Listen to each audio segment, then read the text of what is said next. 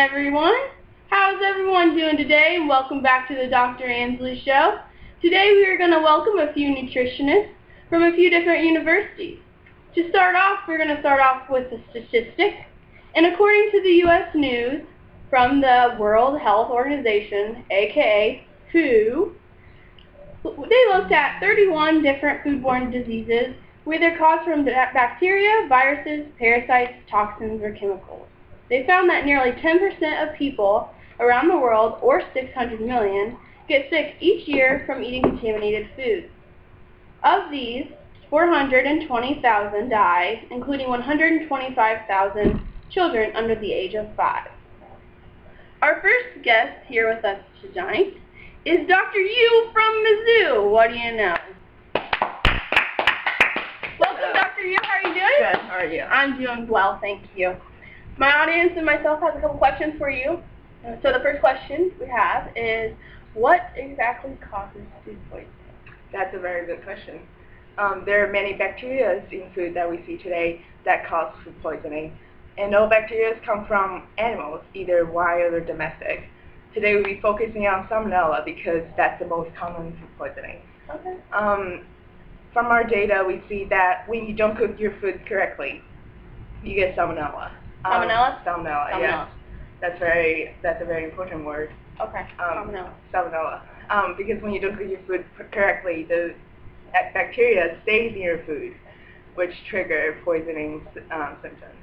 Okay. So, Dr. Yu, can you tell us how individuals know that they have food poisoning?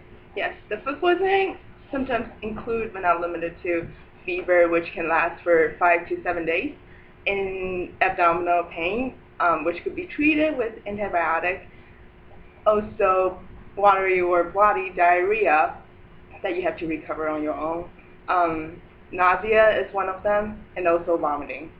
Okay, so they can be mild to serious symptoms. Mm-hmm. Okay. Well, audience, hope you don't ever have food poisoning and have mild or bloody diarrhea. And thank you for joining us, Dr. Yu. You're welcome. Thank you for having me. Have a good evening.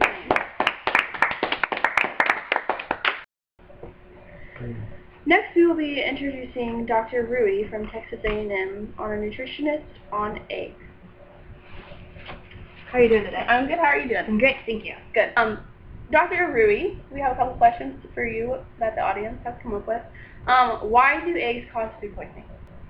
So today's method of producing eggs is we put lots of chickens in one facility, and then with that many birds in one place, it's really important for us to eliminate diseases. But if the scenario does happen where there is one bird that has salmonella, and there's that many eggs around in the same facility, it's common for the birds to pass the salmonella into the feces, and then with the eggs around the feces, it's not hard for the salmonella bacteria to enter that egg, and if consumers eat that product without thoroughly cooking it, they will get that bacteria as well. So if you see an egg that has any punctures or something that's not quite right, you know that that has potential to carry salmonella. In addition, consumers often think they can just wipe the outside of the eggs off and eliminate the bacteria. However, wiping the eggs off actually makes them more permeable, so the bacteria can enter the egg that way as well. Okay. All right. So what measures can the audience and consumers do to avoid food poisoning? So as any other food, the basic thing is you need to make sure you thoroughly cook your product. So anytime you're having your eggs, I know a lot of people like to have them runny, but there's a big risk for eating contaminated eggs at that point. So anytime you cook your eggs, even if you're doing boiled eggs and you notice the inside of that egg is not 100% firm, it's important for you to put those back into the water and make sure they do get to that firm stage. So by just taking the proper measures, or whenever you're cracking an egg, if you touch the outside of the shell, that's where the salmonella is often carried. So you need to make sure you thoroughly wash your hands before you touch any other products because it passes that way just as well. Okay. Well, thank you to Dr. Yui for joining us. Thank you for having me. Next, I would like to introduce Dr. Evelyn from Butler University, who is a nutritionist on frozen dinners. Audience, please welcome Dr. Evelyn. Good evening, Dr. Evelyn. Good evening. How are you doing today? Good. Good. Good. So I myself and the audience have a couple questions we'd like to ask you. Okay. The first one that I have is, I have heard about an E. coli problem. with frozen dinners. Is this true problem or simply just a tall tale? I mean, is it a tall tale? There has been E. coli strains found in certain products, 27 products in 15 different states.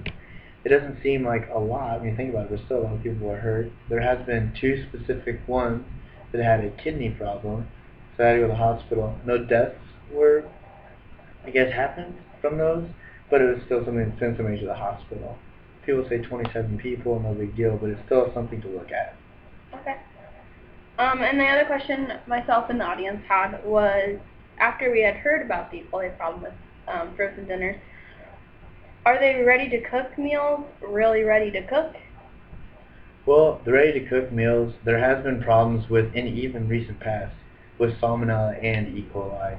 The problem is that the manufacturer isn't necessarily cooking them to the full extent to get them ready to cook. So, yes, they are ready to cook, but they have to make sure they cook them long enough to make sure that everything is killed off in the product itself, rather than just assuming, oh, it's somewhat done, you can eat it. It's not. It's not really done. Yes. Okay. Well, audience, please help me in thanking Dr. Eveland in joining us today. Nice to meet you and talk with you. Unfortunately, Dr. Alyssa could not join us due to 8 tiny reindeer that mysteriously appeared on the runway, causing her flight to be canceled. However, we are fortunate enough to have her Skype in. Welcome, Dr. Alyssa. How are you doing today? Hi, Sydney. I'm doing fine. Thank you for having me on the show. So Dr. Alyssa, tell me why green beans cause food poisoning. Okay, first of all, it's very unlikely to get food poisoning from green beans. But there have been cases where people have gotten sick from eating too many raw beans because green beans have a natural toxin called lectins, but those can be cooked out. So to avoid getting food poisoning from green beans, you should always wash the green beans and then cook them in boiling water. There have also been cases where people have gotten sick from improper canning procedures, but that has nothing to do with the green beans themselves. So Dr. Alyssa, on the other hand, tell me why spinach causes food poisoning. Well, recently spinach has been causing a lot of problems because bacteria like E. coli can be found inside the leaves. You can wash the outside, obviously, but it's really hard to wash the inside, so it's hard to tell if the spinach is contaminated. But scientists have been developing ways to clean the inside. They're a little costly, though, so they're working on that. But you really shouldn't worry about getting food poisoning from spinach because it's definitely one of the healthiest leafy greens out there. Thank you, Doctor, for Skyping in with us. Our audience really appreciates learning about green beans and spinach food poisoning. All right, well, thanks for having me on the show, and I hope everyone learned a little something. Bye. Our last nutritionist is from the University of Kentucky, and his name is Dr. Finney. Audience, please help me in welcoming Dr. Finney. Good evening, Dr. Finney. Good evening. How are you doing this evening? I'm doing pretty good. Past your bedtime? Almost done. So my audience and myself have a couple questions to ask you about ice cubes, of course, since you're a nutritionist on that. The first question we have is, how is it possible to get food poisoning from ice? Food poisoning from ice cubes is not common, but it is possible to get. Most of the time, it comes from people getting ice from ice machines, and sanitation is really overlooked. It's not something people always think about. You have to think of ice cubes like any other food. So if it comes into contact with bacteria, you run the risk of it getting that bacteria and ultimately getting you, making you sick. Most of the time, the bacteria comes from mineral buildup, and that's something you're not always looking at in an ice machine either, so it can get you sick. Okay. So what can you do to avoid the food poisoning from the ice? Basically, you can avoid it by maintenance and sanitation. You do this by cleaning out your ice machine maybe every 6 months or so, and if you have an ice filter, about every 6 months too. Keeping ice frozen is a big thing too, because melted ice is more likely to contract the bacteria than frozen ice, so keeping your ice frozen is the best way. And, you know, you can take all these precautions, but sometimes it's unfortunate and you end up getting sick, but not likely. Okay. Well, thank you, Dr. Finney, for coming and visiting with us. Audience, please thank Dr. Finney.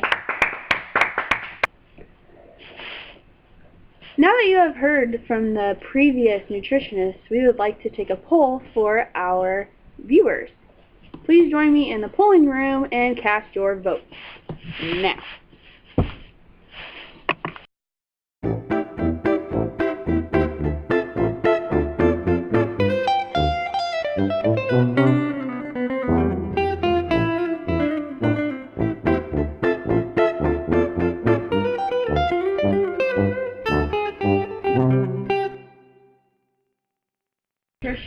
During your break, the nutritionists had time to come up with a conclusion in which food they thought was more susceptible to food poisoning.